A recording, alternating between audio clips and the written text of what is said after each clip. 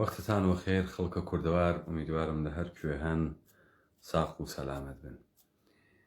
لە چوارچێوەی دیبەیتەکانە لە بە شوێنگەڕانە کوردەوار و بووە من لەم دیبەیتە محاولەکەم دیبەیتەکان و پێشووتر بە معنایکی وازحتر پەریبەرین و بڵاوتر بکەمەوە، بەو معنا کە ئێمە بتوانین دەرکێکی ئەمیقترمان سەبارەت بە مەسائلێک کە مەترەحیەکەین بوێت و بزانین کە مەسائلێک کە مەترەح کریاگەن لە جەهانە کوردیە بە چه شێوەیەک بوون. پێشووتر بێژم ئێمە لە مستەڵەحاتە ڕۆژانەی خۆمان بۆ خاتری ئەوەی کە زوانە ئرتباتمان بتوانێت پەیوەندیەک لە نێوانە ئێمە و مردممان بەرقەرارکە، مەجبورین لە مەفاهیمێک کە مردم لی تێ ئەگات استفادە بکەین بۆ لابردنە ئینحرافات.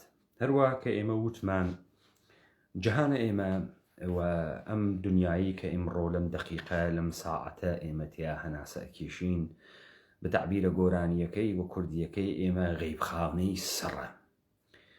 جەهانە غەیبخانەی سەر، جەهانێکە کە ئێمە لە ناویە بە سوورەتە واقعی، بە شکڵە واقعی و بە شکڵە حەقیقی زندگی ناکەین و نمود و پەدیدارێکی واقعی و حەقیقی نییە، بەڵکو پەدیدارێکی ڕەمز و ڕازگۆنەی درۆزنانەی پڕ لە ئیقماز و پڕ لە درۆز.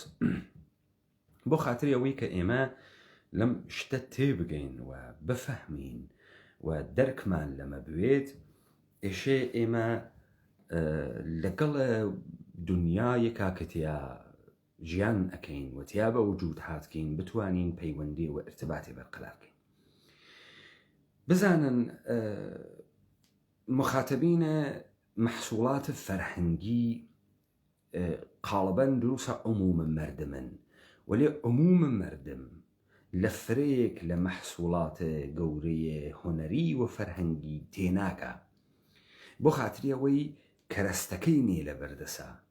مەسەڵەن تۆ یەکێک لە فیلمهای بەرجەستەی جەهانە سینەما بۆ مردمە عادی لێبە، مردمە عادی خەوەی گرێ، تااقەتی نییە، حوسەڵەی نییە، تماشای ناکە. چی بۆ مردمە عادی مهەیجە دەمی دەسیترین تەساویرێ کە بە زەهنە ئەم ئینسانە مخابراوێ. لذا قاڵبی ئەوانەی کە پیاگن حەز بە فیلمە ئەکشن ئەکەن، فیلمە شەڕ ئەکەن، بە قەوڵە خەڵکە کوردەوارە داگیرکراو لەلایەن کۆرپۆریشنە عێراقی و حەز بە فیلمە عەسابات ئەکەن، حەز بە فیلمە بەتەڵەکان ئەکەن. ژنەکانیش قاڵبەن حەز بە فیلمە ڕۆمانتیک و ئێرۆتیک ئەکەن و مەعمولەن ئەوێنن کە لە جەهانە ئێمە و لە سەرزەمینە ئێمە یەک زەمانێک برەوە فیلمە هیندی و سینەمای بالیوود لەسەرا بوو. هیچکام لە مردمە بە سوورەتە عادی حوسەڵەی تەماشاکردنە درامایەکی نییە. معمولەن لە سەرزەمینە ئێمە کاورا ڕۆمانێکی پێشە پاوفتادەیە کە پڕ لە داستانهای ئێرۆتیک و سێکسی و عاشقانە و دابڕان و ئەمانە حەسبەیەکا، بەڵام ناتوانێت لە ڕۆمانێکی سەقیل کە دارای جەزابیەتهای مارکتی نییە لەزەت بوات تێبگاوە بفەهمێت. ئالەگراسە کە تۆ مەقولەیەک بەناوە تەوسعە نەیافتگی، ئینسانێک کە مهەیای دنیایەک نییە کەوا لە ناویا زندگی ئەکا و ئوسوولەن دەرک و دەریافتێکی سەبارەت بەم دنیا نییە، ناگەهان وجودی پیا کردە و ئوسوولەن جەهانە ئیمڕۆ کاربەران و کاربەدەستانە جەهانە ئیمڕۆ بەشەرێک تەولید ئەکەن کە بە کەڵکیان بێ. چۆن بەشەرێ بە کەڵکیان تێ؟ بەشەرێک کە عەقڵێکی قوڵف منحرف بەظاهر ئیحساس بکا فرە سەریەوێت و فکر کا فرە ئەفەهمێ، فکر کا کە دانسقەیە دنیاست، وەلێ لە عەسڵا ئینسانێکی بەغایەت نادان و بەغایەت جاهل و تەربیەت نەبووگە و تربیەت نەبووگە ئەم ئینسانە و نازانێت لەم دنیا چۆن زندگی بکە. نمونەی ئەمە ئێوە بارها دیکتانە. بزانن مەسەڵەن هەبوو کابرا هەبوو تازە سەردەمانێک تەلەفۆن هەمەگیر نەبوو هاتووە کوردەوار. کاورا نێزانی لەگەڵ تەلەفۆنەکە کار بکە، بۆیە پێویستی بوو یەکی ڕقەمەکەی بۆ بگرێ و شمارەکەی بۆ بگرێ. هەبوو لەم کوردەوارە خەڵک چاوێن پێکەوتکە تەرەف تەلەفۆنەکەی ماڵی خۆی هەڵگرت و دەری هاورد و گوشی تەلەفۆنەکە ڕوویوە ماڵی کەسێکی تر وتی و شمارەی کەنیشکەکە من بۆ بگرە. ئەوش تو دێ باشە ئەم گوشی تەلەفۆنە چییە بەدەستەوە، وتی و آخر بە تەلەفۆنەکەی خۆم بیگرە با پوڵەکە لەسەر خۆم بکەوێ. ئەوش تو دادەگیان ئەمە خەتی تەلەفۆنە ڕەبتی بە گوشی تەلەفۆن نییە ها بەدەستیتەوە. دەی ئەم ژنە وەختێ نافەهمێ کە دەستگاهە تەلەفۆن و مخابرات چۆن کار ئەکا، فکر ئەکا ئەم اتفاقە کە ئەکەوێ بەهۆی ئەم گوشیە ئەکەوێ، بۆیە فەقیرە گوشیەکە هەڵ ئەگرێ و ئەیوات بۆ ماڵی یەکێکی تر کە گەرەکیسی لەوێ ئێستفادە لێ بکە. یا مەسەڵەن پێش هاتکە کاورا لە لادێوە هاتکە و تا ئیستا چاوی بە گڵۆپ نەکەوتگە، بە لامپ نەکەوتگە، دیگەسی شتێکی نورانیە و داخە و ئەوانە فکری کردگە وەسە تۆڕە چلاتۆڕی. خەڵک چاوی تۆگە کاورا سیگارەکەی نیاگە بە دەمی و دەمی بردگە بۆ گڵۆپەکە و هەر مژی داگە لە سیگارەکە بەڵکو سیگارەکە دابگرسێت. من هەدەفم چ بوو لە بەیانکردنە ئەم دوو مەطلەبە؟ هەدەفم ئەوە بوو کە ئێوە بزانن وەختێ تۆ لە ئوموراتێکە شارەزایی دانش و زانینت نییە لە سەتح و مەسائل تەماشا ئەکەی، ئەو جار دووچارە ئەم غەڵەتانە ئەوی. فرێک لە ئێمە لە دنیای ئەمڕۆژە خۆمانە تربیەت نەکریاگین کە حاڵیمان بوێت داستان چ شکلیە. وەختی ئێمە ژین ئێمە واینە ناوت دنیای دەستکردە وەهما کە دنیایکی واقعی نییە. بە چه سوورەتێکە مردم بەرداشتیان لە قیر واقعی بوون دنیا چ شکلیە. تەماشاکە تو دنیایەکت بنیاد نیاگە لە ژێر و لە پشتە یەک مشت دروشم کە لە واقعیەتە ئەم دنیا ئەم دروشمانە نیەن، شتێکی ترە.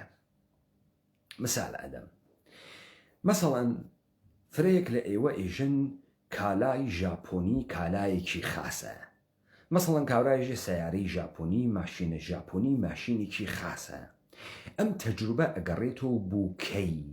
ئەم تەجروبە ئەگەڕێتەوە بوو دەورانە 40-50 ساڵە پێش، بگرە 70 ساڵە پێش، کە هەنووگزیش کەیفیەتە کالا و دەوامە کالا باعث ئەو کە کالا مەرغوبیەت پەیا بکە. و هەدەف مردم لە سندنە کالا کەڵکوەرگرتنە لە کالا بوو. مردم لە کەرەستە هۆڤیەتی نەئەگرت، نەئەبوو بە شەخصیەتی. و اتفاقێکیش کە کەوتبوو ئەمە بوو تعریف زاڵ مبادلەی کالا نەبوو، یا ڕەوابەتێک کە لە مبادلەی کالا بوو نەبوو. بۆیە مردم دەوام و نۆع کارێک کە ئەیکات و سرویسێک کە ئەیدات لە ئەولەویەتە انتخابە کارەیان بوو. ئەمە لە دنیای ئەمڕۆ کالا تەولید ناکرێت کە دەوامی بوێت. کالا تەولید ئەکرێت کە مبادلە بوێت، یعنی ئاڵ و گۆڕ بکرێت. مەسەڵەن شرکەتە تیۆتای دروست ناکا کە 50 ساڵ 100 ساڵ کارکە، بەڵکو شرکەتە تیۆتا محاولە ئەکا تیۆتایەک دروست کات کە ئەرزشە مبادلەیی بوێت، یعنی خەڵکی بیسێنێت. بۆیە ئەوەڵین شتێک کە چاوە تۆ ئەگرێت شکڵە تیۆتاکەس. گڵۆپەکەی چه شکلیە؟ لاستیکەکەی چه شکلیە؟ تەڕاحیە بەدەنەکەی چه شکلیە؟ ئەکسەریەتە ئەم مردمە لە مۆتۆرە ماشینەکە حەچێ نازانن، و نازانن ئەم مۆتۆرە ماشینە لە سوختی، لە مەسرەفی، لە دەوامی، لە چۆنیەتی کارکردنی، لە هەزینەهای جانبی دوای 2 ساڵ چەنێ سرویسی گەرەکە، سرویسەکەی چەنێ هەزینە ئەکرێت، هەر دەفعە ئەمە چەنێ پوڵ ئەخوا. کەسێ ئەمانە مەدە نەزەر ناگرێ، بەڵکو چی تەعقیبەکە لەگرا ئەوها بە شوێنە ئەرزاکردنە حەسە دەرونیە خۆی وەکە تیۆتایەکی بوێت، و ئەویش توانی گەسیت بە تەسویرسازیەکە لە تیۆتایی کات تیۆتا قابلە مبادلە بکە. تۆ ئیستا ئالەگرا نیتە ناوە دنیای واقعیە، تۆ وایتە ناوە دنیای خەیاڵیە، ئەو خەریکە شتێکی تر ئەکا، کارێکی تر ئەکا و تۆ بەرداشتێکی تر ئەەکەی. تۆ های بە شوێنە ئەوەی کە کالایکی با دەوام بسێنی یا دەوامە کالا مهمە، لەگرات دەوامە کالا مهم نییە، مبادلەیە کالا مهمە. من ئەمە کە ئێژەم گەرەکمە بەرەبەرە ئێمە بفەهمین وەختی ئێژین ئەم دنیا حەقیقی نییە، دنیای درۆزنانەی پشت دروشمە درۆزنانەست. ئەو جاری یەواش یەواش بۆ دەرکە ئەم دنیای درۆزنانە کە من و تۆ ئیسەوای نەناویە، من و تۆ نان ئەخۆین کاورا بە منێژی کاکە چۆن حەقیقی نییە، ئەوە نییە من پارو ئەگرم، ئەوە نییە من خوێ ئەەکەم بەڕانە مامرە، ئەوە نییە من فڵان ئەەکەم، ئەوە نییە من بیسان ئەەکەم. ئەم دنیا حەقیقیە، نە حەقیقی نییە. ئەمە ئەوە نییە کە تۆ ئەیوێنیت و حاڵەتەیە خاسە فکرەکەی تۆ ئینسانی و فکرەکەی تۆ ئینسانێکی لە مەرتەبەتە واقعیە ئینسانیە خۆتاوی سیاگی لە جێگەی خۆتاوی سیاگی. مثال بدەمە خزمەتتان. مەسەڵەن ئێمە وەختی تعریفە سەروەت ئەەکەینەوە ئیژین سەروەت لە سەرزەمینە کوردەوارە چێشەکڵی بوو. سەروەت ئمڕۆ چێشەکڵی ئێژین کاورایی وت ئەوسا دەستدارە، کاورا کەسدارە، کاورا کوڕدارە، کاورا دایک و باوکدارە، کاورا ئابڕوودارە، کاورا شەرەفدارە، کاورا عەشرەتدارە، کاورا کەرامەتدارە. ئەمانە گشتی سەروەت بوو.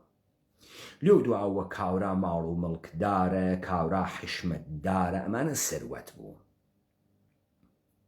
ولی ئەمڕۆ ئێژن کاورا مەدرەکی هەست، دکتۆرە، کاورا بیزنسمەنە، کۆمپانی هەست، دوو ئاپارتمانی هەست، ماڵێکی هەست، ڤیلەی هەست، ماشێنی هەست، فێراری هەست. ئەمانە بگۆستە سەروەتە ئەمڕۆ. کاورا هەڵەگەڕێتەوە ئێژێ فڵانە کەس بابا مردمە گشتی وەزعی خاسە، بۆ چون کاورا ماڵی هەست، ئاپارتمانی هەست، ماڵیشی تر وەکو جاران نەماگە، ماڵ نییە، ئاپارتمانە، چوار دیواریە، چوار دیوار محاسرەی کردگە، زندانە لە ناوی ماڵێکە. بەڵام ئەماغا سەروەتی نییە، خۆ یەک مشت ئەشیایی هەست، کالای هەست، یەک مشت شەی وا لە دەوروبەریە. تەوەجۆکەی چی نییە؟ تەمامە ئەو شتانەی کە ڕەبتی بە بەشەر هەست ئەمە نێسی. ارتباطە ئیجتیماعی نێسی، سەروەتە عاتفی نێسی، ئیحساسە ئەمنیەت نێسی، ئیحساسە ئابڕوو و شەخسیەت نێسی. هیچ کام لەمانەی ئەم ئینسانە نییە. چوار دانە دیواری هەست وا لە ناویە، ماشینێکی هەست سواری ئەوێ لەم مەسیر ئەڕواتە ئەو مەسیر، یەخچاڵێکی هەست تەماتە و گۆشتی واتیە نان ئەخوا. ئەم ئینسانە هیچی نییە، بۆیە حاڵی خراوە. تعریفە سەروەت تەکە تعریفە سەروەتە ئەمڕۆیە فەرق ئەکا.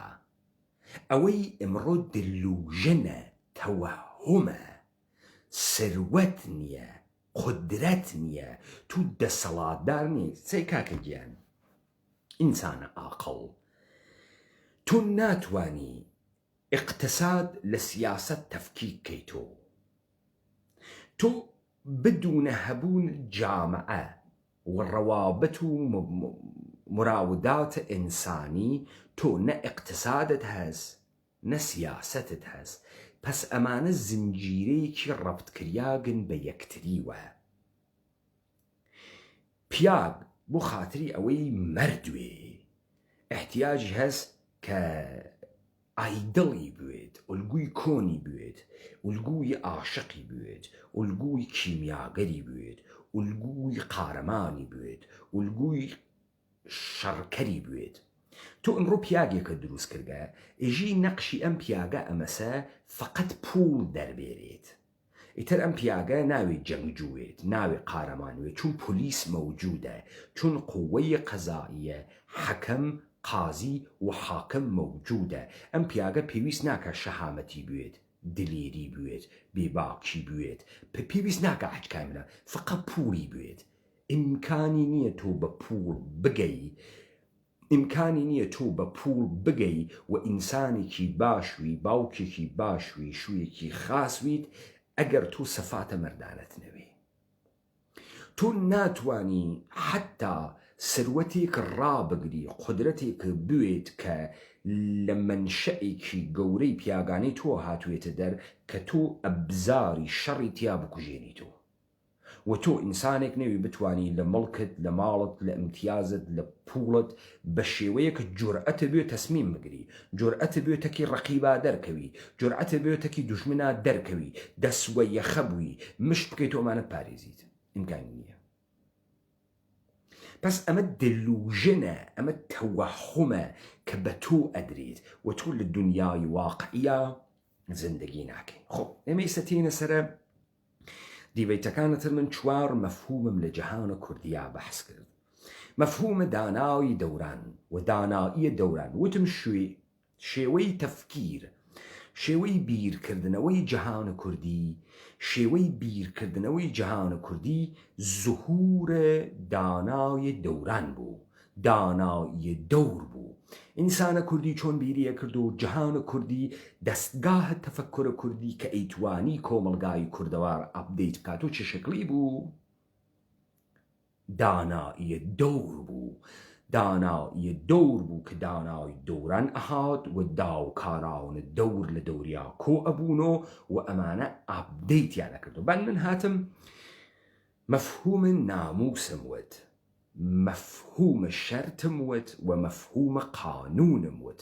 وتم قانون ئوسولێکە کە ئیرادەیە ئینسان و عەمەلە ئینسان تیا دەخاڵەتی نییە. قانون تەبیعیە، هەر عەمەڵێک ئەکسڵ عەمەڵێکی هەست. قانون پەندۆ لە ساعەت، تۆ پەندۆ لێ بەرەدەی ئەوەنە ئەڕوا بە تەرەفە ڕاستۆ ئەوەنێشە تێتۆ بە تەرەفە چەپۆ، عیلەت و مەعلول. تەوەجۆ ئەەکەی ئەمانە قانونن، قانون و تەبیعین. کورد بەمە ئەیوت قانون. بەڵام لە کنارە ئەمە یەکسری حکم موجود بوو بۆ نەزم کوردی کە بەمە ئەیانوت ناموس. ناموس هەم عەمەڵ و هەم ئیرادەی ئینسانە کوردی تیا دەخاڵەتیە کرد. ئەمما نە بە مەعنای مەسنوعی، نە بە مەعنای ئەوەی کە 4 نەفەر پۆستیان پێداون، مەئموریەتیان پێداون، ئەمەیانە داناوێ و زۆر بیکەن و ئەقڵە مەردمان. نە، ئەمانە مەبنای نەزمە کوردی بوون، مەبنای تەمەدن و حەزارەتە کوردی و چۆنیەتی بەحسکردنە جەهانە کوردی بوون. خۆ ناموس زەمانێک جاری ئەو کە شەرت ڕەوانە و شەرت ئەکریا، شەرت ئەوەسیا و قانون و ناموس جاری ئەو. تەوەجۆکەن تۆ تا شەرتت نەوەستایە ناموس جاری نەئەبوو. ناموسیش لە درێژایی ژیان ئینسانە بەرقەرارە ئەبوو. ئەمە اتفاقێکە لە دنیا ئێمڕۆ کەوتگە، ئەو شتەی کە لە شێوەیە تەفەککورە کوردی بە دانایی دەور ئەپدەیت ئەبووە، نظامە سوڵتەی جەهانی و دەستگاهە جودۆ کریستیانەتی وتیان احتیاجی بەمە نییە، وتیان ئێمە لەومان بووگە، یعنی قانونە خۆیان، و بۆ ئەمە مؤسساتن کە نیازەکانە ئینسانەکان ئەپدەیت و ئەکەنەوە. تەوەجۆکەی مؤسسات ئەو ڕۆڵیانە گرتە ئەستۆ، ئەمە قەوانینە ساختە، قەوانینێک کە ئیدەیە دانیشتکن و ئەم قەوانینیانە دروست کردە. ئەنچێ کە لە ناوت دڵە ئەم مؤسساتە اتفاق ئەکەوێ انقیاد و بەهرەکەشی و ئستسمارە. بەڵام ئەنچێ کە لە گەردش دانایی دەورە اتفاق ئەکەوت ژیان و زندگی بوو. ژیان و زندگی بوو. چۆن ئیستا ئێمە بڕێک لەمە ئەکەین و تا ئێمە بفەهمین منزورە ئێمە لەم مەوزوعە چییە و گەرەکمانە بەرەو کوێ بڕۆین و چەندێک ئێمە لەم نەزمەی کە لە دنیای ئەمڕۆ بە عنوانە نەزمە ئینقیاد گەر حاکەمە چەندێک تێگەیگین، چەندێک فەهمیگین و چەندێک بەرداشتە ئێمە بەرداشتێکی غەیر واقعی، غەیر حەقیقی و ناڕاستە. بەس ئێمە هەڵگەڕیاینەوە وتمان ئەمانە وەختی حەملەیان کرد بە ئێمە حەملەیان کرد بە جیهانە کوردی. خۆ ناموس لە ڕێگەی سونەت و لە ڕێگەی نەریت و جاری ئەبوو و ڕەوان ئەبوو و چەرخەی ژیان ئەڕوویوە بەرەوە و ئەم گەردوونە ئەڕانریا دنیا ئەڕانیا.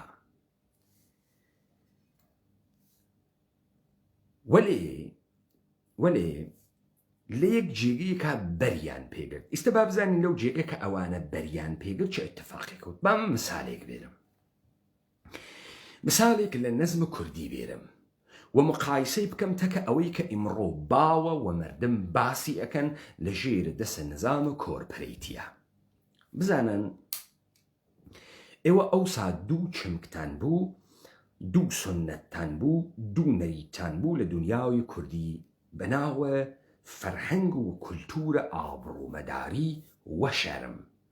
ئابڕوومەداری وە شەرم.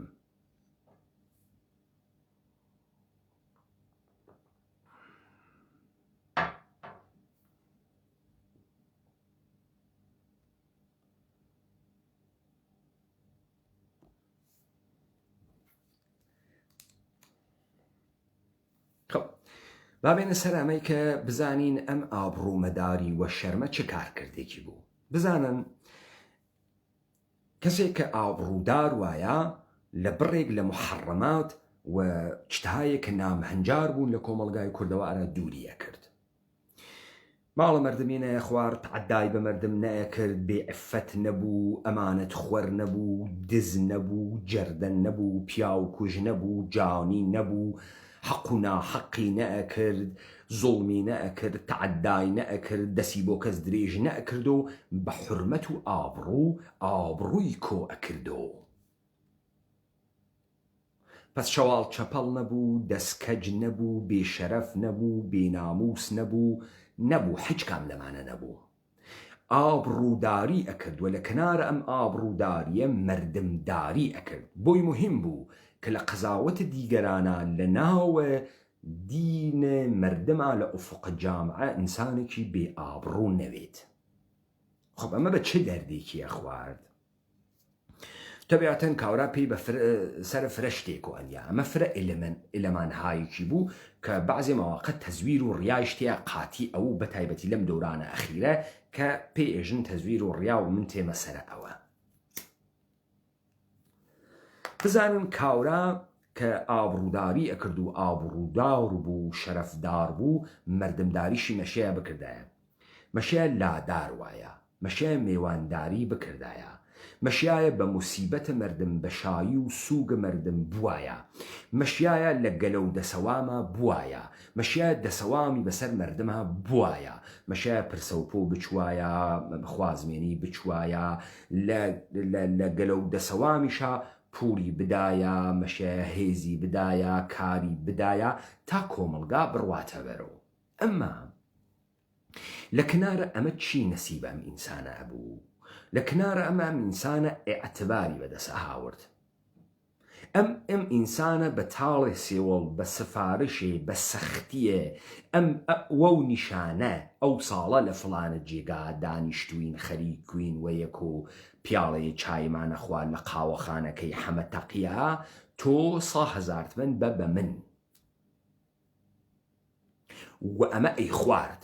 کاورا ناگەهان لە بەستەرێکی عەزیمی ئیجتیماعیە ئەوە ساحێوی ئیعتبار، ئەوە ساحێوی مکنەت، مەکانی بوو، جێگەی بوو، سەنگی بوو، دەسی ئەڕووی، خوێنی خۆش ئەکرد، پوڵی قەرز ئەکرد، کاسبیە خستە ڕێ، کەنیشکی مەرغوب ئەو خاسگاریان فرە ئەو.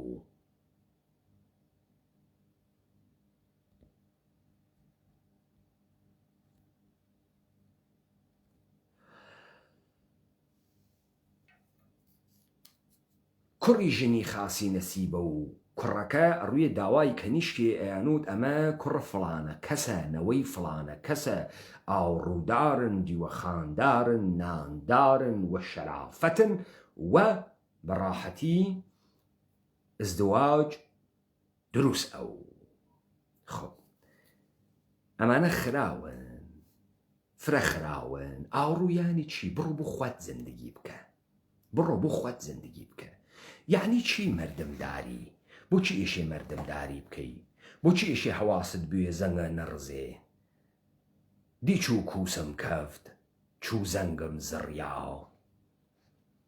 تۆ ناوێ زەنگە بزڕێت تۆ ناوێت زەنگ یانێ تۆ وەختێژە زەنگی زڕیاگ وە خۆم یعنی کووسە بێ ئاوڕوویە تۆ بە جەهانە لێ دریاگە ئمڕۆ بە مەردمە ئێمە وتیان لاوە ئابڕوو چییە بۆچی ئێشێ مەردمداری بکەی بۆچی ئێشێ ئەم کارانە بکەی بڕۆ بۆ خوات زندگی بکە لە دنیای غەربا مەردم بۆ خۆی زندگی ئەکا لە دنیای غەربا هەر کەسێ هاوشتونی و من بۆچی ئێشێ بڕۆم کار بکەم نان بەمۆ خەڵکی میوان چییە بێتە ماڵەکەم بۆ ئێشێ بڕۆمە پرسەی مەردم بۆچی ئێشێ پوڵ بەم فڵانە کەس جێن بخوازێ من بۆ ئێشێ ئەم کارە بکەم ولی سوال ئایا واقعا لە دنیای غەربا بێ ئابڕوویی چتە خاسێکە سوالەکەم هەس لەگرا هەس یان نییە بزان تۆ لە ئابڕووداریە هەروەکو نەریتە کوردی کە من بەحسم کرد کە زندگی جاری ئەووو تۆ ڕەوابەتە ئیجتماعی دروسە کرد پەیوەندت دروسە کرد دەسەڵات دروست ئەو خەڵکی بەدەم تۆ خەڵکی خۆشتی گەرەک و خەڵکی لەگەڵ تا و خەڵکتەکتان متحد و قدرەتت بوو دەرەماڵ هەر کەسێکە کوتا شەریکە سەروەتە مەردم بوویت ئەتوانی کاسبی بکەی ئەتوانی ژیانە ئیجتماعی بکەی ئەتوانی خۆت بنوێنی نمودت هەبوو وە شخصیەتت هەبوو بابێنە سەر دنیای ئەمڕۆ فرێک لە ئێوە کە ئمڕۆ خەریکن گوێ لە منەگرن وانە ئوروپا وانە ئەمریکا دانیشتجوون دەرستان خوێنگە فرێک لە ئێوە ئمڕۆزانن بلاک فرایدەی یعنی چی ڤالنتاین یعنی چی ئێوە ئەمانە ئەزانن هەڵۆوین یعنی چی تۆ ئمڕۆ لە سایتە خانۆمیە لە سایتە دیوارە تارانە تۆ ئمڕۆ بلاک فرایدەیت هەست مەسیحیش نییە بە تۆ ڕەبتی نییە بەڵام ئافرە بلاک فرایدەیت هەست وانە پس یعنی ئەمەی کە تۆ لە دنیای ئمڕۆ ئەم جۆرەشتانە ئەناسی کاوراژی ئابڕوو چییە ئابڕوت بۆ چییە بڕۆ بۆ خۆت زندگی بکە بڕۆ بۆ چیتە بێشەرەفی یعنی چی شەرەف یعنی چی فڕەیدە بڕۆ زندگی خۆت بکە بۆ مەردم زندگی ئەەکەی ئەوانەی ئێوەمانە ئوروپا ئەوانەی وانە ئوروپا ئەم دوو مەفهومە کە ئێژم ئەیناسن فرێک لە ئێوە لەم ئوروپا دائیمەن مەشغوڵە شتێکن حواستان بە شتێک هەست ئەگەر وتان چییە من بە ئینگلیسیەکەی ئێژمی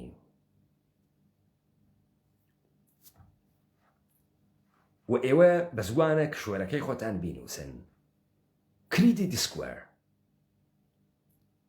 اعتبار سەنجی تەمامە ئێوەی کەوانە ئوروپا کۆمپانیهایەک لەگرا مەوجودە کە ئێعتبار سەنجیە شخصیەتە ئێوە ئەکا و بە ئێوە ڕەقەم ئەدا مەسەڵەن لە بریتانیا تا 1000 ئێعتبار سەنجیە تۆ ئەکا مەسەڵەن تۆ ناو خۆت ئەگەڕێ قاسم ئەحمەد ئەڕۆی بزانی تۆ چەندێ معتەبەری لە بریتانیا 24 پوند ئەدەی سایت تەشخیصە ئێعتبار وە کردیت بە تۆ ئێژێ ئاغای قاسم ئەحمەد لە 1550 ئێعتباری هەست تۆ ئەم ئێعتبارتە بۆ چییە بزان تۆ بۆ خاتری ئەوەی ئێعتبارە بڕواتە سەر حەواست هەست یەک دانە پوڵت دەوڵەت نەخەیتە دواوە پوڵە بەرخ بەی پوڵە ئاو بەی پوڵە تەلەفۆن بەی پوڵە قەرزە مۆبلەکەت بەی پوڵە قەرزە لە باشوویت بەی پوڵە قەرزە مایکرۆفەیڤت بەی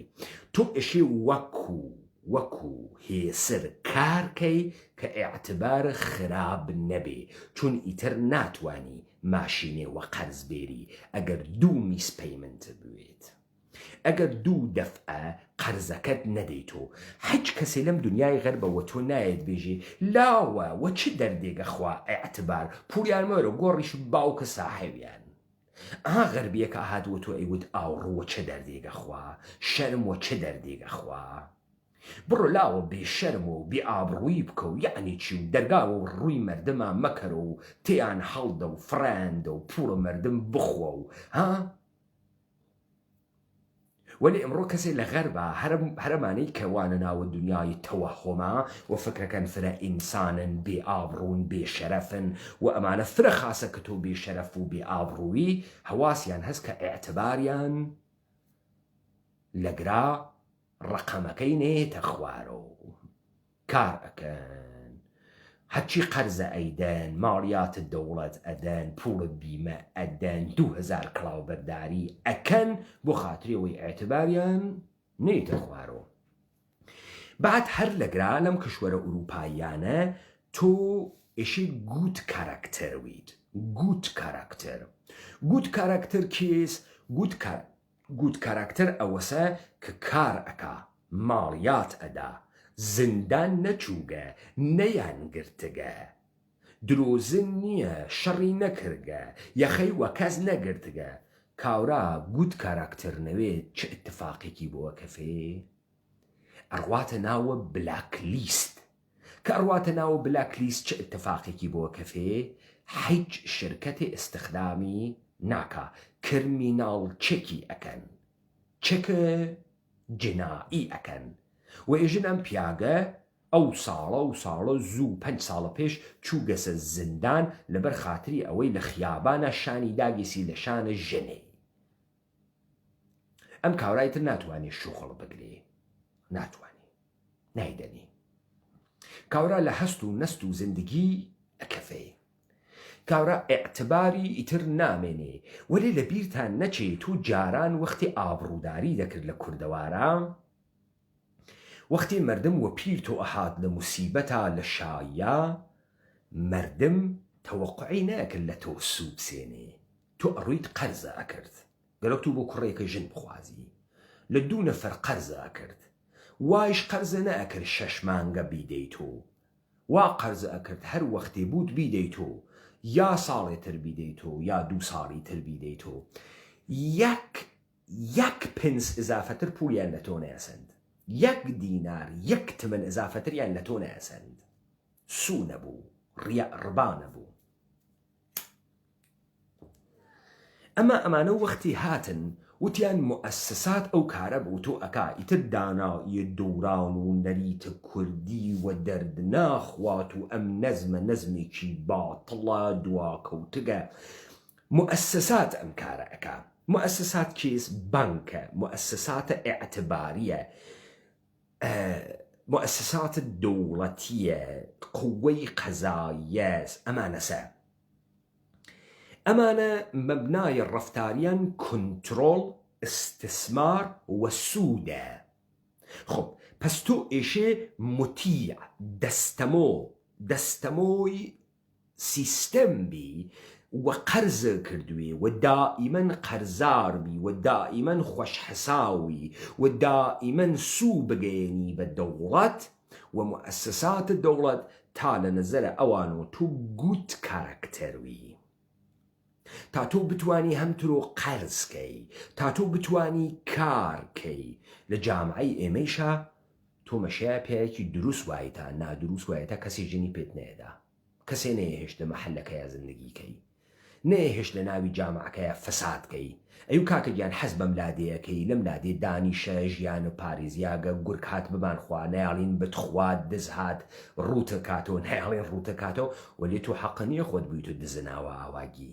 تۆ حەق نییە دەست بۆی بۆ ژنە مەردم تۆ حەق نییە تەجاوز بکەی بە ماڵە مەردم تۆ ئێشێ دروستوی تا دیگەران تەکتا دروستون ئێشێ ئابڕووداروی ئێشێ ئێعتبار کەس بکەی ئێشێ یەک عمر ئابڕوو جەمکەی تۆ و ئەم ئابڕووە کە جەمی ئەەکەی تۆ سەمەراتی بۆ تۆ بوو تۆ ئێعتبارە اجتماعیت بوو مەردم و دەم تۆون ئەحسیاسە ئەمنیەتت ئەکرد و لە تو لە ئابڕووداری و ئابڕوو کۆکردنەوە تۆ مراوداتە ئینسانیت ئەکرد پس زندگی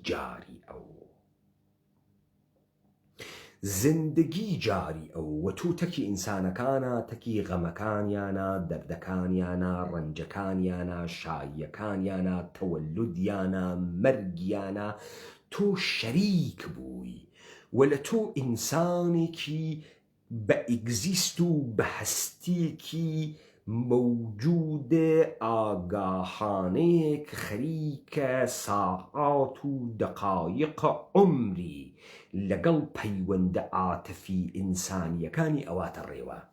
تۆ ئەم تەزانی گۆڕیوە بەچی؟ تۆ حملت کرد بە ئابڕوو، بە نەریت، بە سنەت. کێ کردی؟ دەستگاهە سوڵتە کردی، نظام سوڵتەی جەهانی کردی. کێ کردی؟ جوولەکەکان و کارمەندەکانیان کردیان. وتیان چی؟ وتیان ئابڕوت بۆچی بڕۆ بێ ئابڕووە؟ دادگیان شەرەفە بۆچی بڕۆ بێشەرەفوە؟ وەلێ ئەم کەنیشکە وا بێشەرەفە، واواوە دەسی مردم و گشتی ئەی فلیقێنێت. خەڵکی گشتی ئێژە گووە قەورە باوکە ساحێوت بۆ تربیەتت مەسەلەن ئێژم. ئەمە ئیتر بۆی مهم نییە چون دەوڵەت نانی ئەدا. وەلێ ئەم کەنیشکە یەک دانە قەرزت دەوڵەت، $10 ماڵیات دەوڵەت، $10 قەبزە بەرق نەدات، یەک قەرانی تر پێدادن. لە چاڵە چاویای کێشنە دەرەوە ئیعلامە بەنکراپسیش بکات، تێن ماڵەکەی ئەگەڕێن بزانن چی هەست لە ماڵەکەی نەخدۆ ئەوێت و لێی ئەسێنن و لێ ئەوەن. حج کەسێ لەم جامعەیە غەربە و حج کام لە مؤسساتەوە لە ئەم دەوڵەتانە و لە ئەم فیلسوفانە کە بە مەردم وتیان بڕۆن بێ شەرەف و بێ ئابڕوون یعنی چی؟ و قانون مهمە و قانون یعنی مؤسساتە ئەمانە بە تۆ نایژن کە شێوەی سەختتر، شێوەی خراوتری کە تۆ لەگرا اتفاقاً ئیتر پەیوەندە ئیجتماعیت نییە، ئیتر ڕەوابەتە ئینسانیت نییە. تۆ ئینسانێکی منزەویت، تەنیایت، بێکەسی، بێدەسی، بێکاری. تۆ ئینسانێکی حەجێکە نییە، فقط یەک شتە هەست، ئەم بازوتە. هێزەکارە بووی بفرۆشی و ئەم هێزەکارە کە ئەیفرۆشی پوڵەکەی بخەیتە گەردش و کە قەرزەکان بەی کە لە نەزەرە ئەمان تۆ ئابڕوومەندی، گوت سیتیزنی، گوت کارکتەری. پس لەگراوێنی قەزاوەتە دەوڵەت قەزاوەتێکی ئیشتبا نییە، قەزاوەتێکی دواکەوتوانە نییە. تۆ دانەیە ئینسان جاهل لە تەوەهوما ئەوەی کە ئێمە حملەی پێیەکەین بە عنوانە ئینسان دهاتیە تەوسع پەیدا نەکردک ناوێنیت نەخت بکا بەر ئەم کۆنتڕۆڵە. چۆن تۆ حەزە ئەکرد بە بێشەرەفی و بە بێ ئابڕووی و ئەدود ئابڕوو بەردەسەمی گرتگە، وەلێ ئیمڕۆ نایژی ئێعتبار سەنجی بەردەسەمی گرتگە. تۆ بۆ ئێعتبار سەنجی لە من ئەەکەی؟ بەڵێ تۆ وەختی خۆی لە ناوە ئێمە مەجبور بوویت جۆرێ لە ناوی جامعە زندگی بکەی کە بەعزێ مەواقعیش تەزاهور بکەی. مەسەڵەن تەزاهور نەکەی بە بێشەرەفی، چون ئەگەر تەزاهور بکەی بە بێشەرەفی کەسێک کەنیشکە ناخوازێ، کەسێ ژن وەخوەت نادات، کەسێ ماڵە پێ نادات، کەسێ قەرزە پێ نادات. تۆ ناتوانی کاسبی بکەی، ناتوانی زندگی بکەی، دەرنەتیجەیەشێت دروستوی تا ئێعتبارە بوێت. سەخت و ئەرێ بۆی ئەوێنی بازی درۆشیانە کرد. مەسەڵەن کاورا نەهات لە حزورە مەردەما پەیکی عەرەق دابنێ، عەرەق بخوا مەست بکە. ئەنوم کاورا سەرسەریە، ئەم کاورا بێ ئابڕووە، ئەم کاورا عیب و نەنگی بۆ نییە، پس پوڵە مەردمیش و ڕاحەتی ئەخوا عیب و نەنگی بۆ نییە.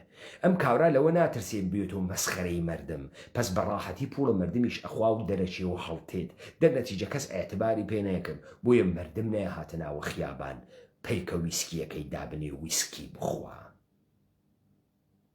بەڵێ ئەو کارەی نەکرد، ڕاستەکەی. بۆ چون سیستەم و نەزمە کوردی مەوجود بوو وەم ئینسانە حیاتی گرێ دریاو بە تەمامە حیاتە جامعەی کوردەوار و جامعەی کوردەوار نەزمە هەزاران ساڵەی بوو کە بە دانایی دەوران ئابدەیت ئەوە لەگەڵ تەحەوڵات زندگیە ئەمیش و تەحەول ئەو. وەلێ ئەم دنیای حەقیقیە کە پڕ بوو لە جاری بوونە زندگی، کە پڕ بوو لە ڕەوابەتە ئینسانی، پڕ بوو لە تعریفکردنە چۆنیەتی زندگی ئیجتماعی، ناگەهان تەغییری کرد بە زاڵبوونە مؤسسات لەناو سیستەمە ئینقیادگەرە. پس تەمامە فەرهەنگە ئێمە دریا بەرە هەجمە و حەملەی پێکریا بە عنوانە ژیانە دواکەوتوو، ژیانە عەقەبمەندە، ژیانە ئینسانە وەحشی. ئابڕوو بوو بە وەحشیگەری وەلێ ئێعتبار سەنجی بوو بە ئەوجە مۆدێرنیزم و شیک بوو. کابرا کردیت سکوێری 900 50 دانە کردیت کارتی وا لە گیرفانە، کارتە تەڵاییە ئێعتباری وا لە گیرفانە. ئەمە ئیستە فرە افتخارە ئەو نیشانی ئەدا وەلێ کوڕە پیاەکی وە سخاوەتە بەگزایەکی وە شەخصیەتە وە دەسەڵاتە وە حرمەتە مەردوایە عیبوو. لاوە عیبە کەی باسی ماگە تۆ بەحسە تەبەقەی ئیجتیماعی و بەحسە مەرتەبەتە ئیجتیماعیە خانەوادەت بکەی. گشت کەسێ بۆ خۆی شەخصیەتێکە وەلێ ئیمڕۆ شەخصیەتە ئەو وا لە ناوە کارتایە ئێعتباریەکە کە هەسی، قدرەتە وامگیریەکە کە لە بانک هەسی، شغلێکا کە تحتە ناوە گوت کاراکتەر هەسی. گوت کاراکتەر بوونیش یعنی چی؟ یعنی نۆکەرە سیستەم بوون، یعنی یەک لەحزە لە یەک قانونە سیستەم تەخەتی نەکردوێت و قانونێکی سیستەمی لە ژێرپی دانەنیاوێ. دەی تۆ چۆن لە ناوی جامعەیەکا خۆت تیشەت هەڵگرداد لە ڕیشەی خۆت تەمامە ئەساس و نەزمە جامعەی خۆتت شێوان. ئالە گراسە کە من لە بەشێکا هاتم تیکەیەکم هاورد لە دانشە شادان نیچە بەحسە دێوانەی چراوە دەسم کرد. شێتە چراوە دەست، شێتە چراوە دەسێک هات وتی خوا مردگە، شێتە چراوە دەسێک هات وتی حائلە فیما بین خەتە فیما بینە تاریکی و ڕۆشنی لە بین چوو، شەو سەحەر لە بین چوو. ئێوە هەرچی شتە لە بینتان برد لە فەرهەنگە ئێمە و لە نەزمە کوردیا لە بینتان برد. ئێوە ئیبنە جوولەکە، ئێوە نظامە سوڵتە، ئێوە دەوڵەتهای کۆرپرێتی، ئێوە کارمەندهای کۆرپرێتی کە بەناو کورد و خۆتان بە ئێمە ئەفرۆشنۆ. ئەمە هیچ کامتان نەهاتن ئەمانە جواو بەنەوە. ئێوە تەکن نەزمە کوردیا دەرکەوتن. نەزمە کوردی بە منە پەیمانە حەیدەری دەسەڵاتی ئەدا، هۆڤیەتی ئەدا، هۆڤیەتە ئینسانی و هۆڤیەتە کوردی ئەدا، بە من مەجموعەیە سەروەتە عەزیم و دارایی عەزیمی لە سەروەتە عاتفی ئەدا، لە ئەمنیەت ئەدا. وەلێ تۆ منت تاک و تەنیا کرد، تۆ منت بێهۆڤیەت کرد، تۆ تەمامە قەدەر و چارەنووسە منت دا دەسە مؤسسات وتت بانک، بنیاد مستەزعەفان، بهزیستی، بیمارستان، بڕۆ پشتت بووەسە بەمانە بە میکانیکە سەیار، بچۆ کارکە پوڵ دەربێرە بانک وا لە پشتتە.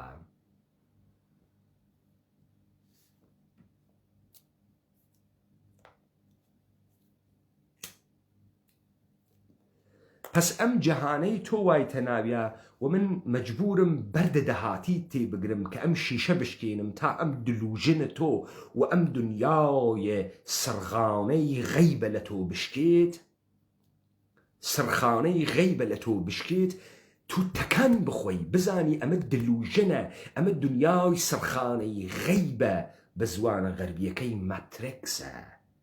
تۆ خۆشبەخت نەوگی، تۆ بەدبەخت بووی، تۆ سروەتمەند نەوگی، تۆ ئاڵشکیاگی، تۆ لە ئەسڵە خۆت دوور کەوتگی، تۆ هێزت نەگرتگە، تۆ ئەمڕۆ داراییت نییە، تۆ ئەمڕۆ مەحسووری لە ئەشیا دەوروبەرتە، تۆ هیچ سروەتێکە نییە، هیچ قودرەتێکە نییە، هیچ ئێرادەیەکە نییە، تۆ پاشایەکت نییە و تۆ وایتە ناوت تەوەهومە.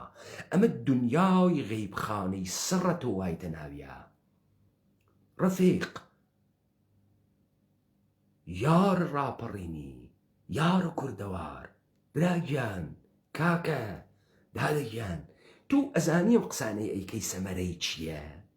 من بێ ئابڕووم، وەڵا من ئابڕووم نەگەرەکە، دەی کوڕیشی ئێعتبارە نەگەرەکوێ، دەی کوڕیشی گوت کاراکتەرە بانەوێت، دەی تۆ ئەمانە ئەناسی، تۆ ئەمانە ناناسی. بووی تۆ حەکایەتی کاوراوا گوشیە تەلەفۆنەکەی گرتووە دەسۆ چوو بۆ ماڵی یەکێکی تروتی و بەم تەلەفۆنی خۆمە زەنگ بە با پوڵ نەخا. تۆ نازانی ئەمانە چیان بە تۆ کردگە، بە واقە تۆیان گرتگە. تۆ وایتە ناوت تەوەهومە، فکرەکەی حاڵیتە، تۆ حاڵیت نییە، تۆ کاول بووجی. بۆیە من وتم ئیتر پیان نەما مشتێ نێرماگە و ئەم مشتەنێرە بەیانی ناتوانێت تربیەتە مناڵە خۆی بکات چون تو ئێشی یەکسری سەفاتت تیاوێ تا بتوانی بەرز بفڕی تا بتوانی خیاڵە گەورەت بێ تا بتوانی تعقیبە مەسئلەیە بکەی گەرەکت بێ نمودت دەسەد و ماجهەی هونەرمەندانەتەکە دنیا بکەی و گەرەکت بێ تەغییرێ تەحەوڵێ گۆڕانێکی گەورە بکەی تۆ من ناتوانی بکەی بۆ چون خۆت حیچێنیەی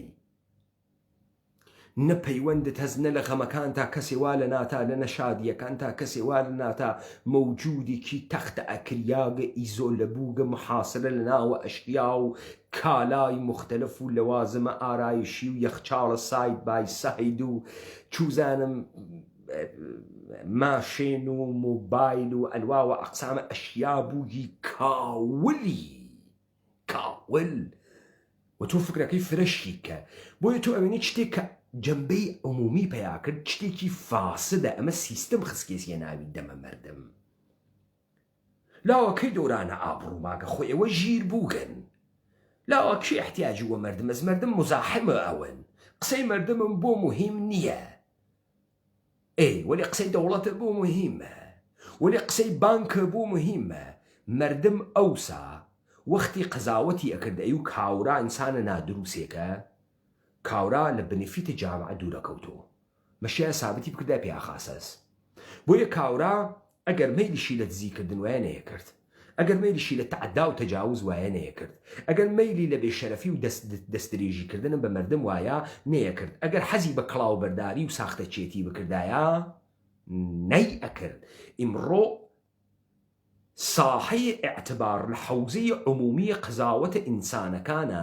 گۆڕیاوە بۆ قەزاوەتە مەشین دەستگا بوروکراسی و مؤسساتە خودای گونەی مقدس کە مەبنای ڕەفتاریان سوود و ئستثمارە ئەمما مەبنای ڕەفتارە ئینسانە کوردی تەکە ئینسانە کوردیا چ بوو تۆ پشتە من بخورێنە من پشتە تۆ ئەخورێنم تۆ بە من ئەمنیەت بدە من ئەمنیەتە ئەگەڕێنمە بۆ تۆ دەسەوامت ها بەسەر منا من دەسەواوم ئەکەوێ بە ملە توە تۆ لە حەق منا مەردانەگی بکە من لە حەق تۆ مەردانەگی ئەەکەم تۆ خاسە بکە منیش خاسە ئەەکەم جەهەنمان قەشەنگەوێ ارتباطمان هەستەکە یەکتریا پرسانە ئەوەین دیدەن ئەوەین بۆ زەماوەن کە نیشکو کوڕێ تازە ئزدواج ئەکەن دیدەنیان بۆ دائنین ڕۆژە سێومە زەماوەن ئەڕۆین پوڵ دائنین تا ئەم پوڵە ئەم زاوا ئەم نۆبووکە ئەم زاوا بتوانێت دوکانێ دانێ کاسبیە بکات کەسێکی مردوو و حرمەت بوو کاورا و ئابڕوو بوو کاورا و شەرەف زندگی کردو لذا ئەمە مردگە و مەردەماوار دڵتەنگە لە خسرانێک کە بەسەری هاتکە مردم ئەچووە ماڵی دەوریان ئەگرت وەلێ پرسانەیشیان تەکە خۆیانە ئەورد با ڕەنگزەرد نەوێت با دەست بەتاڵ نەوێت با هەزینەی فرە نەکەوێتە سەرشانی با مردم بێن لەم غەمە ئەمە ئەحساسە عەزەمەت بکە عەزیزێکی مرگە 3000 نەفەر هاتگنە پرسەی وەلێ نانی نییە بیداوە 3000 نەفەر مردم خۆی نانی ئەهاورد ئەم کاورا عیزەتی ئەورد احترامی ئەگرد لە مەرگی مردگیا 3000 نەفەر بەشدار بوون و ئیکرام و نانیان خوارد و ئابڕووداری کرد و مەقامی بوو شخصیەتە ئیجتماعی بوو سەروەتی بوو ئێعتباری بوو تەمام ئەمانەی بوو و ئەمە چەشمداشتێکی بجگە لە ڕەوابەتە ئینسانیە کە ساری ئەبوو و جاری ئەبوو ئەم ڕەوابەتە ئینسانیە لە چرخەیەکە ئەچرخیا و ئەم دەورانە سەرخواری ئەکرد و زندگیش کۆفاتر ئەوو گۆڕیا بوو مؤسساتە ساختەیە دەسە ئینقیادگەرانە جەهان مەبنای ئەو نەساریکردن و جاریکردنە ژیان بوو نەدروستکردنە مرتبەتێک بوو لە لیاقەتە باڵای ئینسانە بەڵکو ئەو وا لە شوێنە بەهرەکەشی لە ئینسانە وا لە شوێنە ئیستثمارکردنە ئینسانە چەوساندنەوەی ئینسانە و سوودە لە ئینسانە و تەبدیلکردنە ئینسان بە مەڕ و ماڵات بە حەیوانات کە فقط خوێن بدا بە ئەو وزە بدا بە دەسەڵات بەس تۆ لەگراوێنیت اتفاقێکە لە ناوی سەرزەمینە ئێمە ئەکەوێ ئێمە تربیەت نەکریاگین بوو ئەم دنیا متەوەهمەی کەواینە ناویە ئەم وەحمە ئەم غەیبخانەی سڕە کە ئێمە واینە ناویە و خۆیشمان تیا سڕوگین جەهانە حەقیقی نییە، ئێمە واقعی نیین، ئێمە فکر ئەکەین ئینسانین، ئێمە فکر ئەکەین ئازادین، ئێمە فکر ئەکەین بە ئەندازەی کەرامەتە خۆمان حورمەتمان هەست، ئێمە فکر ئەکەین تێگەیگین، ئێمە فکر ئەکەین واینە دەورانێکا نسبەت بە ئینسانەکانی ڕابردوو ئینسانی تر فکرەکەین و ارتقامان پیا کردگە ئەخلاقمەندترین تێگەیشتووترین. نە، ئێمە بەشەرێکی تولید بووگ و بەرهەم هاوریاگە دەسە نظام سڵتەین بەغایەت ئەحمەق، بەغایەت جاهل، ترسە زاور، ترسنۆک، درۆزن، شەیاد و کاولین بێدەسەڵات کە کەوتکینە بەرە دەسە ئەمانە و ئەمانە خەریکن ئێمە ئەهاڕن. پس دنیای تەوەهم ئەمەسە، دنیای غەیبخانەی سڕ ئەمەسە، ڕەمز و ڕاز ئەمەسە وا ئێوە نایزانن.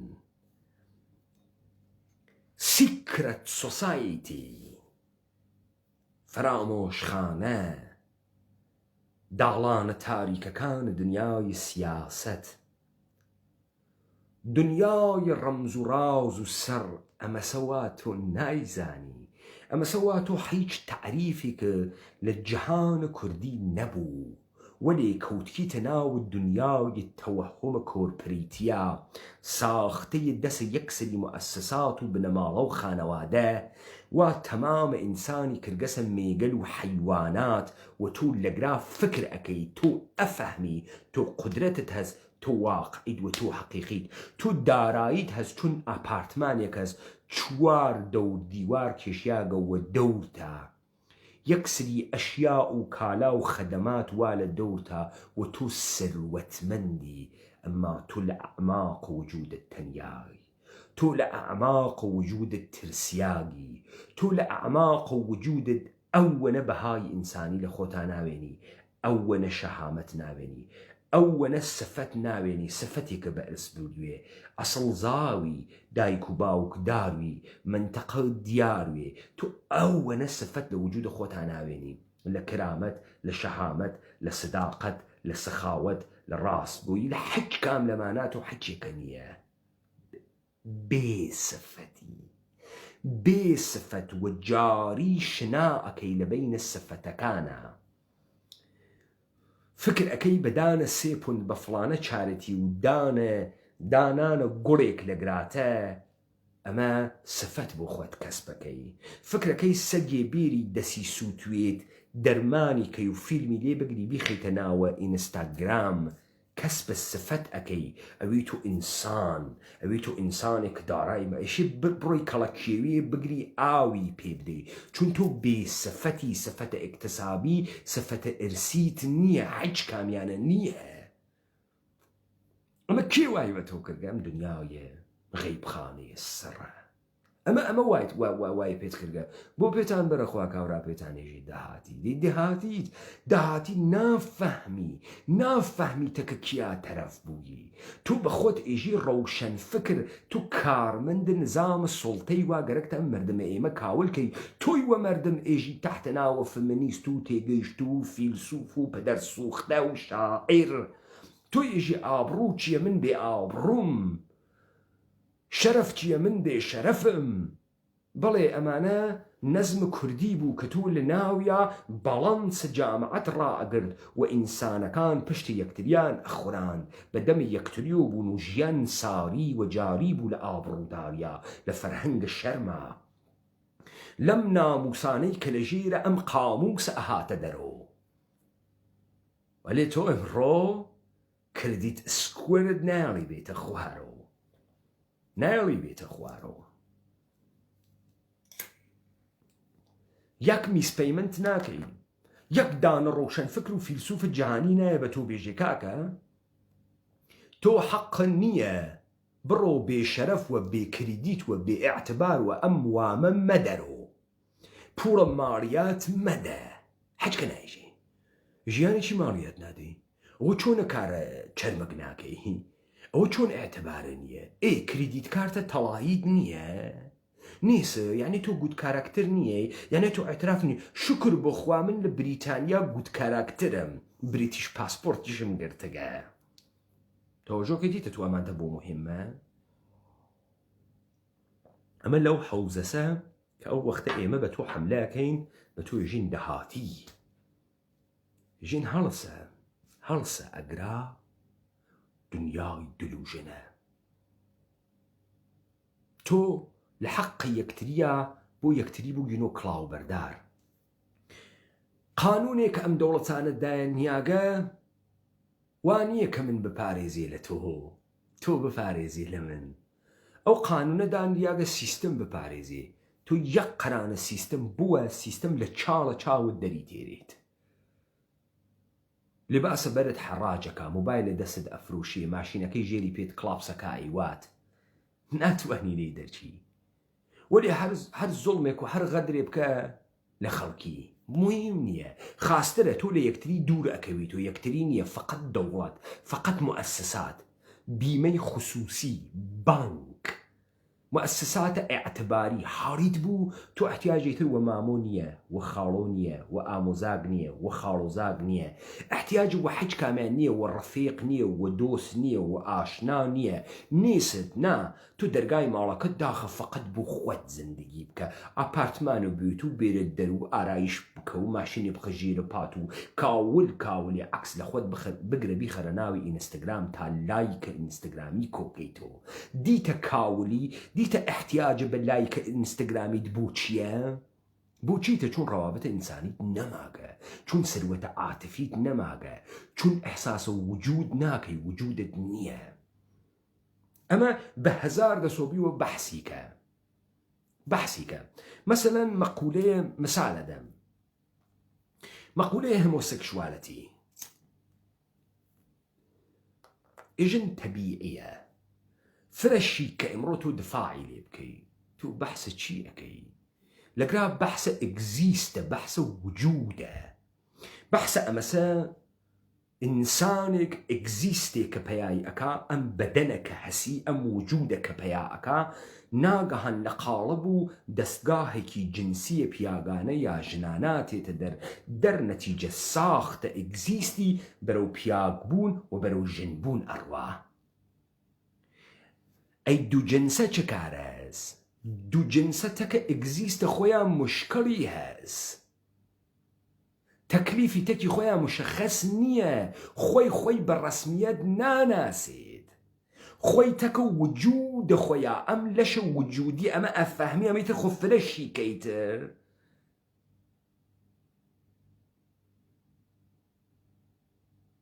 نەزەریەی هەستی شناسانەزی تر وجود شناسانەز، ئەم تەکە وجودە خۆیان مشکڵی هەست.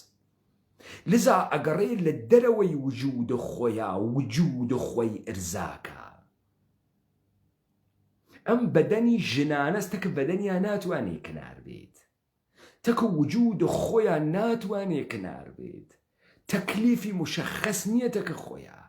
لذا ئەشی کۆپیە حرەکاتە پیاگانە بکا و ئاوە دەم فڕە بدا و شەرواڵە پیاگانە بکاتە پێ و قژی وەکو پیاگ بوەسێتۆ و ئارایش نەکا وەکو پیاگ باڵە باڵ ڕاشەکێنێ بڕواتە ڕێوە تا لە دەرەوەی خۆی بە عشق بازی تەکە ژنێکی ترا کە ئەم نەقش پیاگ بازی بکا بە دیلدۆیە پلاستیکی، ئەمە بەخۆی ئیسبات بکا کە ئەم وجود خۆیە ئرزا بکات. ئەمە بە چی وایەنە بە تۆ کردە؟ بە کڵاوبەرداریە تحتە ناوە گرایش جنسی انتزاعیە و تەکە بەدەنا فەرقەکە.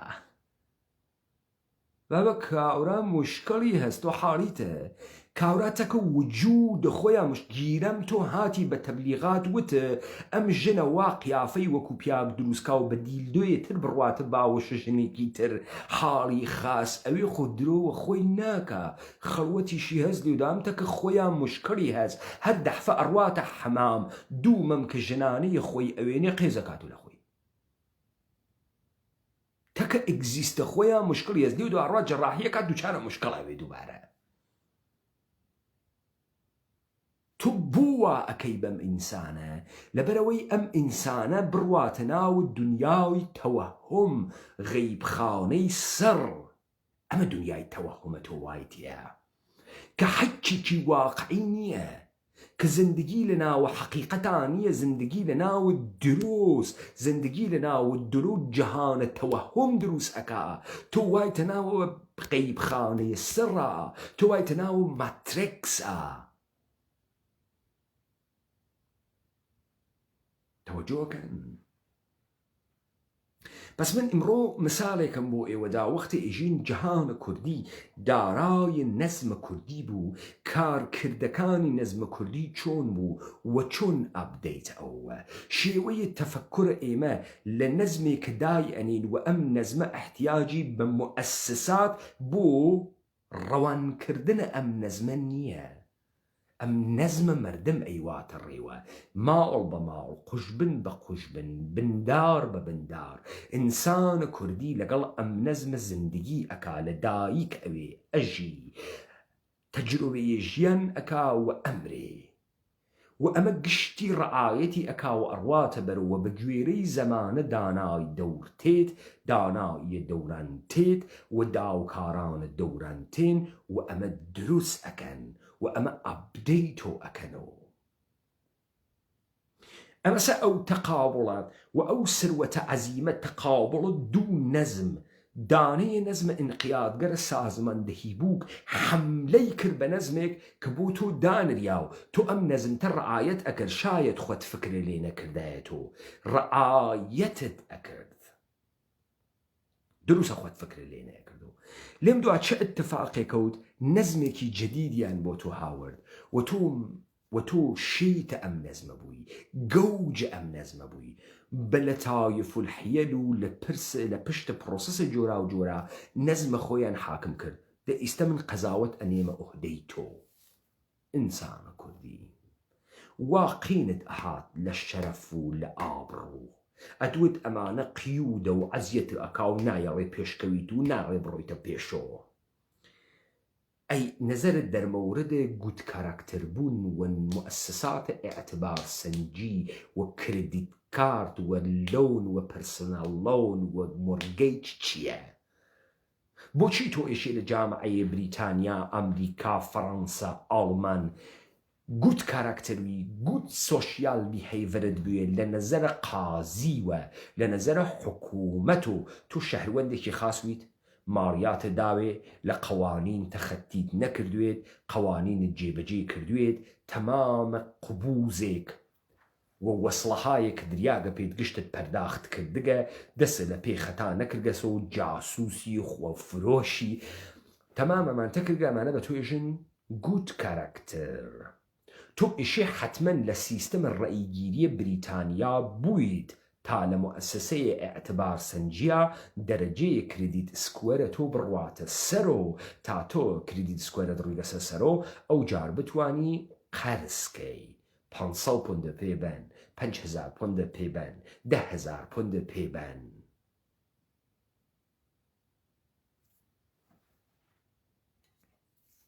پس تۆ لەگرا ئەوێنیت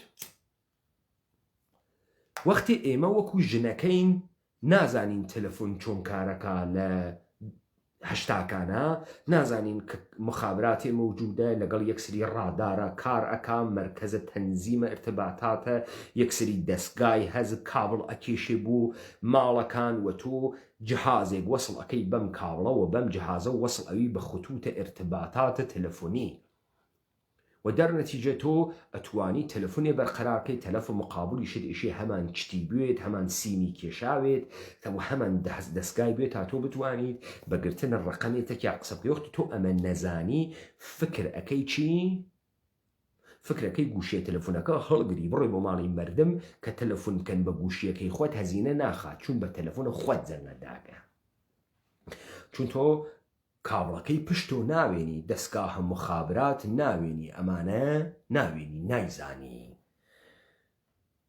تەوەجۆ ئەکەن بۆیە تۆ لە ڕۆژگارێکا قەرارەگری کە ئینسانەکان دڵتەنگەون ئێمە وەختی بەحسی جەهانە کوردی ئەەکەین دنیای غەرب ئەناسین کە ئەزانین جەهانە خۆمان چه شەکڵی بوو دنیای غەرب ئەزانین و ئەتوانین دیبەیت کەین لەگەڵ کەڵە بلیمەتە مدعادارە کارمەندەکانی.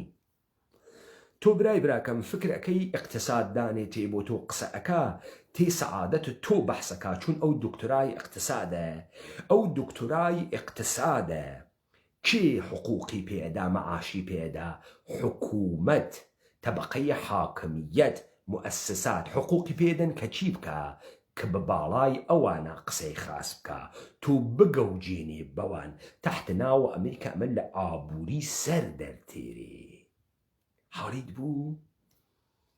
ئەو ئەگەر ئەو مؤسسە پولی پێنەدا تۆ بگەوجنێ تا تۆ کاولکەن کێ نانی پێدانان بخوا؟ ئەو کێ؟ بێتە حتا بەیانی بێتە خیابان کامل لە ئێوە بە فڵانە تئۆریە ئابووریەم ئاغانان ئەدەن و پوڵ ئەدەن هیچ کامدان. ئەی تۆ بۆ لە ژێرە قسەی دکتۆرایە پسپۆڕە بوارە ئابووری گەوجوگی بۆ گەوج بووی؟ دکتۆرای بوارە جامعە شناسی کۆمەڵناسی دەرووناسی دکتۆر ئەمانە پێکەنینن، ئەمانە کارمەند نظام سوڵتەن. تۆ ئەمە ئەفەهمیت؟ ئەمە تێئەگەی؟ ئەمە حاڵی دەبێت؟ ئەم دنیا تۆ وایتە ناویان دنیای تەوەهمە براکەم. تۆ هیچ تعریفێکە بۆ هیچ کەس لەمانە نییە. سروەت چییە؟ ئادی تعریفێ لە سروەت بکە. تعریفی بەر ئەساسە وجودە ئینسانی خۆت لە سروەت بکە بزانم تۆ بە چی ئێژی سروەت و واقعەن سروەت چییە؟ نیست. وەختی ئەمانتە نییە تەبیعەتەن زوانە ڕاپەڕینە کوردەوارە سەر بەخۆ نافەهمی. پس دیت ئێمە ئەلەکی نایژین کاولستانە، ئەلەکی نایژین ئەگرا کاولستانە. گشتی کاولە، کاول کریاگە.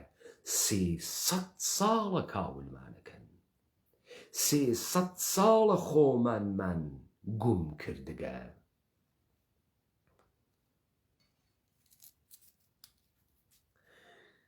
ئاغای ڕاڵی مۆح سروەت بەهشتە تۆ ئینسانێکی تەوەهمیت، وای تەناوی وەهمە، حەز بە ماترێکس ئەەکەی، حەز بە غەیبخانەی سەڕ ئەەکەی. ئەم قسانە من کردم و دەردە تۆ ناخوا. تۆ بە سەراب و تەوەهم و وعدەی بەهشت گیریاگی. ئەم ڕۆیش کە وایە تەناوی تەوەهمە حکوومەتە تۆ لەوانێتە حکوومەت و باوک و ئەزانی. تۆ لەوانێتە وا فکرەکەی حکوومەت بڕوات و مؤسساتەکەی بڕوات و بانک نەمێنیت و مەعاش نەمێنیت و ئەمانە نەمێنیت و مردگی. تۆ لەم دەسە ئینسانانیتە. کەممان نییە وەکو تۆ. حاڵیت بوو؟ ئەمە مثالێک بوو لەو جەهانە کوردیەی کە من وتم بە نادانایی دەوران ئەم سونەتانە ئابدەیت ئەون و دروست ئەون و بەرە ئەمە گیریا و بەمە حەملە کریا. ئێستا تۆ ئەزانی ئێمە ئێژین جەهانە غەرب نظام سڵتە حملەی کرد بە کوردیەت و کوردیەت نەزمێک بوو کە ئەمانەی تەهدید ئەکرد جیهانبینی و فەلسفەیەک بوو کە ئەمانەی تەهدید ئەکرد و باعەس نابودیە ئەمانە ئەوێت. دەلائل وا لە پشتە سەریا، تەسویر وا لە پشتە سەریا، نەزمێک وا لە پشتە سەریا. ئێمە محاولەکەین لە دیبێتەکانە ترا ئێوە تەکن نکاتێکی تر ڕوبەڕوو بکەین و پەس ئێوە ئیمڕۆ تەکە مەقولەیە شەرم و ئابڕووە ڕوبەڕووبوون کە نمودەکەی کە ئەمە حملەی پێکریا تحت ناوە پێشکەوت، تحت ناوە جەهانە جەدید، تحت ناوە ئینسانە متجدد، تحت ناوە ئینسانە تێگەیشتوو، تحت ناوە ئینسانە باکەرامەتە جەدید. ئەمما هیچ کەسێ نهات بێژە ئەی ئەتبار سەنجی یعنی چی؟ ئەی کردیت هیستۆری یعنی چی؟ ئەی گوت کارکتەر بوون یعنی چی؟ تۆ چۆن قزاوەتەکەی؟ ئاغای مؤسسات تۆ چۆن قزاوەتەکەی کە من ئینسانی خاسێکم یان ئینسانی خراوێکم؟ ئەی تۆ بۆ قزاوەتەکەی؟ ئەی تۆ بۆ حکم ئەدەی؟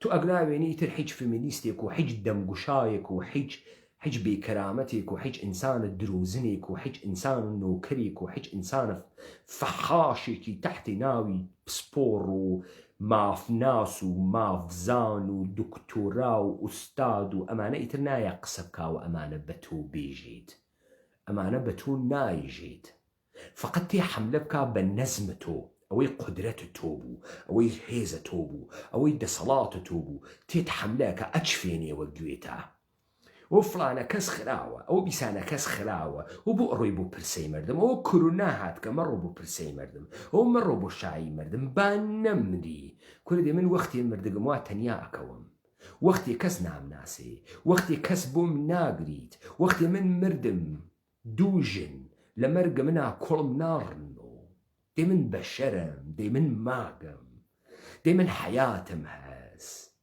تۆ بە چی ئێژی حەیات؟ بە چی ئێژی زەندگی؟ بە فکر نەکردنەوەتان، بە دەرگیر نەبوونتان، بە ڕۆنەچوونەوە ناو وجودە خۆتان، بە محاسرە و گەمار و دریانە لەلایەنە نظامە سوڵتەوە ئێوە لە نابوودیە ئێمە دخاڵەتتان کرد. بابەتە تەمامە ئەو زەجرانە و ڕەنجانەی کە من و ئەمسالە من لەم زندگیە ئەیکێشین، دانە بە دانەی ئێوە مقەسرن. ئێمە منتەسەبین بە مەجموعەیە ئێوە بە عنوانە ئینسانە کوردی، وەلێ ئێوە ئێمەتان خەساند، ئێوە بوون بە نۆکەرە سیستەم، ئێوە لە عزت و کەرامەت کەوتن، ئێوە مەردانەگیتان نیاژێرە پێ، ئێوە حەچی بەهای کوردی بوو لە بەینتان برد بۆ مشتێ وەرەق و کاغەز و کالا و ئەشیا نظام سوڵتە خۆتت کاول کرد، ئێمەیشە کاول کرد. و لە کاولیە تۆ تەواو ژیانە ئێمە بوو بە ڕەنج و ئەمیختەرین ڕەنج لایەوە خۆش.